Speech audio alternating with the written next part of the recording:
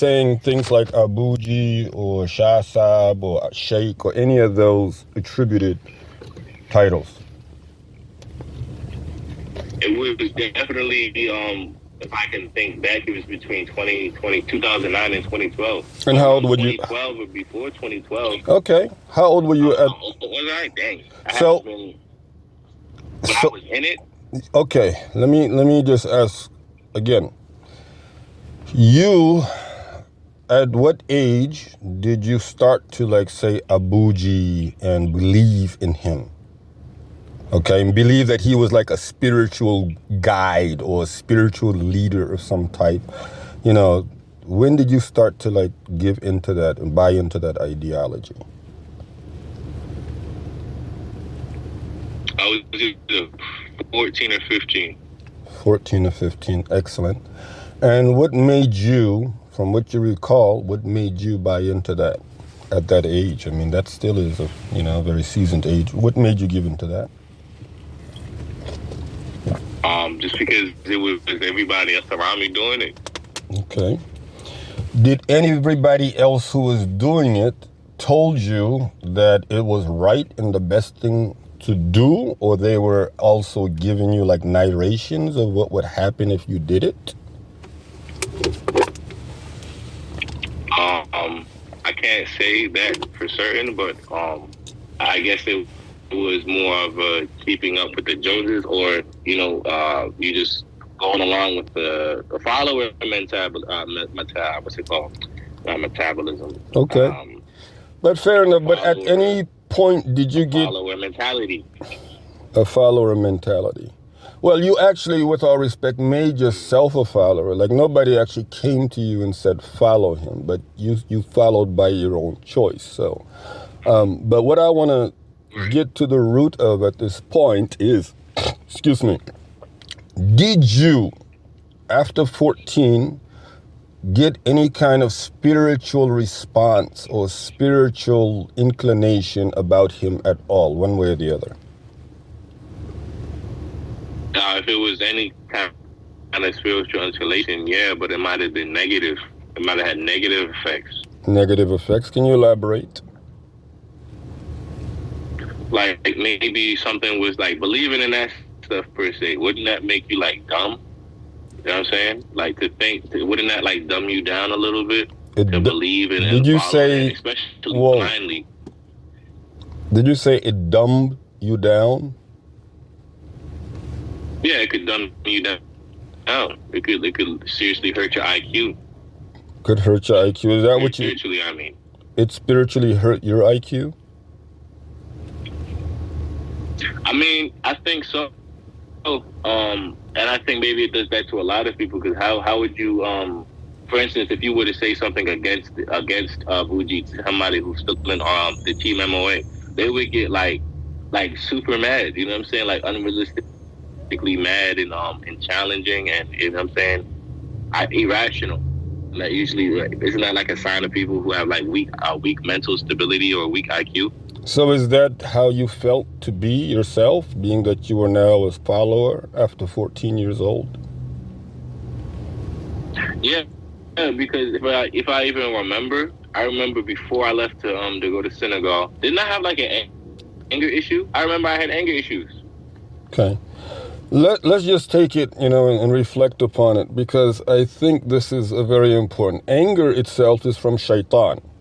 So if what you're saying is accurate, then we know definitely that this is a matter of shaitan, not a matter of Allah, because this is what Rasulullah sallallahu alaihi wasallam mentions in terms of anger. It is from shaitan. A person getting angry, particularly, specifically on behalf of some narration that they heard, but they do not have any facts. We'll get to all of that. But the question still remains. You were 14 years old. You had just become familiar with the, Abuji thing. You have a spiritual leader. And here you are going also into dumbing down, so you're losing in a spiritual sense instead of gaining. This is what you're saying. But there was a time that you partook in a Hafiz program. And this Hafiz program, you were 14 years old, correct? Right, yes. 14 going off, yeah, exactly. Okay. Tell me about the Hafiz program that you joined at that time. So definitely the Hafiz school was, it was before, I know it was before 2012. It was from, so back in the day. It was some of the best years of my life formatively, because it was the first time I was actually around other people other than family. It was the first time I was around, the Quran as much as I had, more than I had been in my entire life. I don't think I was ever introduced to the Quran until the Hafiz school. My whole life as a Muslim, I might have heard about it, or I might not have heard about it, to be honest with you, until I went to the Hafiz school. And what the Hafiz school did for me personally was, it allowed me to strengthen my spiritual defenses. To definitely, it opened my eyes to what the world of Muslims really was, and what this world maybe really is a little bit better, especially at a young age. And it helped me with my teachers and my classmates, helped me form a reality that moved away from the Jamaat. Okay, let me see if I understand something correctly. You were 14 years old. You say now that you have a spiritual leader, but you take on the Quran, a Quranic program. This Quranic program, it started as a program, so that's really where I'm trying to get at for the meantime. This Quranic program, when it started at your first early age and stage, was at 14. And where was this program held, or where was this program at? In Virginia, it was held between the Mujtahid of the actual, one of the actual lands, TMOA, the community, and it was between that and a separate entity, or a separate land where it was owned and housed by somebody who was not a part of it at the time, or had separated from the TMOA at the time, and and it fostered the programs. So we would go back and forth from the actual TMOA to a separate entity. Okay, again, I think you're jumping a little ahead. You're telling and talking about the school, but the school came after the program, correct? Like you started the program, and then after some time of being in the program, the Hafiz school actually formed, and you went to the boarding school. But what I want to ask specifically about is where the Hafiz program started, and what year was that? It started definitely in the TMOA land and located in Red House, Virginia. It started there for sure in the Mujtahid they had, or I guess if you can call it a Mujtahid. And what was the last part of the question? Let me just say this. You have two lands in Virginia, not one land, correct? Right. There's one in Manhattan as well. Okay, so which of the two lands are you speaking of? The one in Red House. It started in Red House, the program itself. It started in Red House. And what year do you recall the program being started at or on? 2009. 2009. Very good. And how long did that program, or first of all, when it started in 2009, you were among the very first students, correct? Correct. And how many students winded up being in that program from what you recall? At the very beginning, at the very early stage. Maybe 12 to at least 12 to maybe 15. 12 to 15. Was that just boys or boys and girls? Boys and girls. Boys and girls, you had 15 boys and 15 girls, or you had 7 boys and maybe 8 girls? Definitely a mixture. Okay.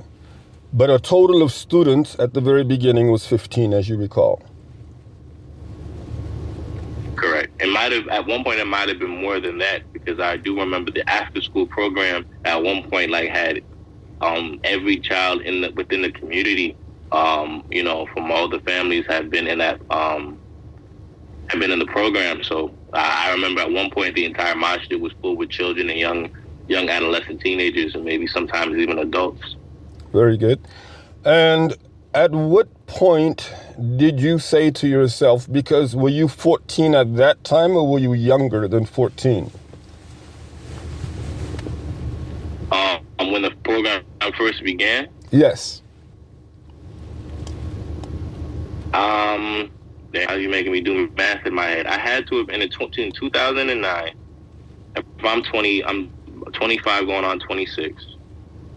So we got to go back to 12. I might have been like 13. Very good. Another very important question is, you being a spiritually connected to a spiritual community, because you said everybody of the community, and you mean TMOA community, correct?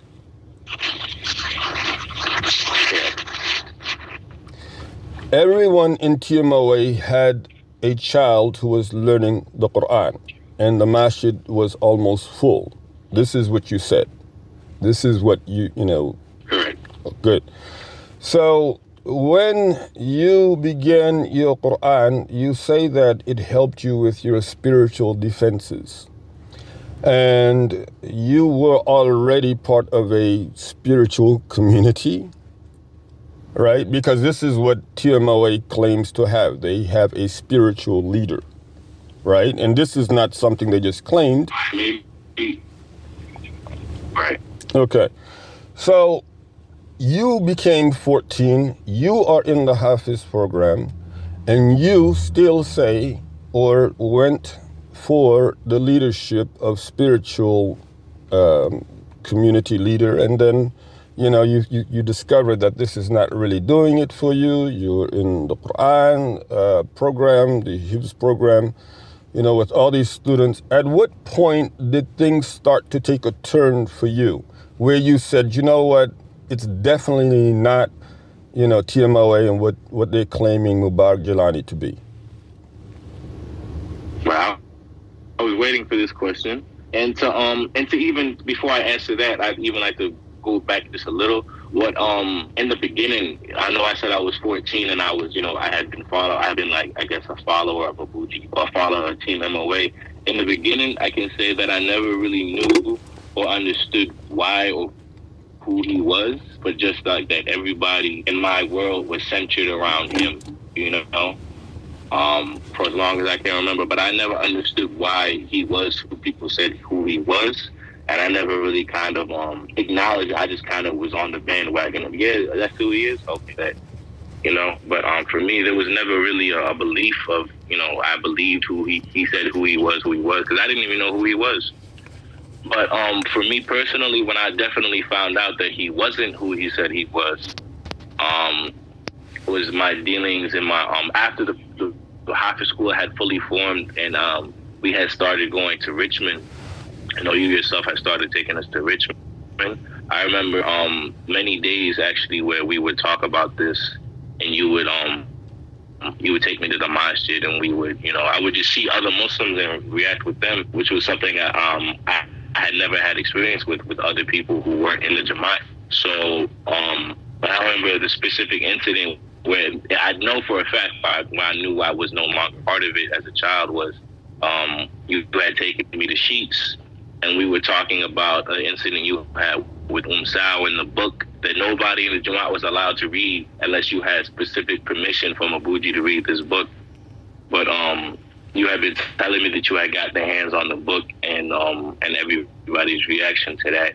And we just had conversations. I just remember contemplating on those and around the time of just seeing things that was forming around the Hafiz school and me being a part of that, and them ostracizing the Hafiz school because maybe it's something that, that maybe that you saw or maybe something that you said that they didn't like. I had just known around that time, I think it was around 2012. I think it's around 2012. So I had from that point on, I had maybe been a sympathizer still, but I never believed it, and like I had moved away from it personally. But I had never made that public to other people because I was still around the community. My family was still in it, but in my heart, I never really followed it anymore since then. But you say that. Well, first of all, you're trying to. It seems like you are giving some form of, credit to the Hafiz or the whoever was yours truly, for not being part of. Right. Definitely, because you. But I want you to. Okay. All right. Let me make sure you understand. Me, yours truly is here speaking on behalf of the Quran, nothing else. So, when you accredit, we want you to keep that in mind. A, Alhamdulillah Rabbil Alameen. B, C, MashaAllah fa tabarakallah. However, on top of that, the spiritual expectation or the spiritual event that took place that made it clear to you that this spiritual community was not of you, and in fact it was not even what it claimed to be. To make sure we understand, there's only one thing, and I want to make sure you said what I think you said. You said that at some point you were coming to Richmond, you were going to the masajids, you were meeting other Muslims. And being that you were meeting other Muslims, you were feeling more and more less of a believer in what the Jamaat believed, correct? Exactly. Then you said that we went, meaning you and I, and who else was there besides you and I, because you were part of the school or the program. So who else was there besides you and me? I remember at times it was young people. No, when you let me specify. The specific conversation? Okay. We went to the sheets, correct? When Right. you went to the It was sheets, just me and you. Just you and I, okay. And the reason why I'm asking, because I know at times, where were the rest of your, your classmates or your colleagues from the program? The actual Hafiz building. Okay. Where were they at the time when you... To specify, we were actually... Okay, go ahead. Where exactly, or where were they when we spoke about, you mentioned, people found out about a book, that no one in the Jamaat is allowed to read unless you have specific permission from the leader, right? And you found out that I had gotten hold of that book, correct? And you say also in your testimony that there were others who found out. People found out because this was a book that he had written, and it was a very spiritual book or whatever may have you. So now the question is, you found out at the sheets. You were there alone. Is that what you're saying? Yes. And when you found out, did you convey to your colleagues or your classmates that I had gotten hold of this book and was reading it? No, I don't believe so. Okay. So did you hear secondhand from somebody else saying that I had actually gotten this book? No, I had heard it from you. Okay. Did you see me with the book? No. Okay. So let's move on from that then. Let's say that you had a spiritual, awakening because of the fact that you met other Muslims and they were not, you understand, of the same belief system, and you got wavered in that way. You got taken that way. So once just to expound, if I could expound it really quickly before I let you move on. Another reason why I say that is because I met other Muslims is because while in Richmond visiting other masajids, I remember a specific Juma. It always sticks with me. It's a very clear memory in my mind. TMOA used to hand out the Islamic Post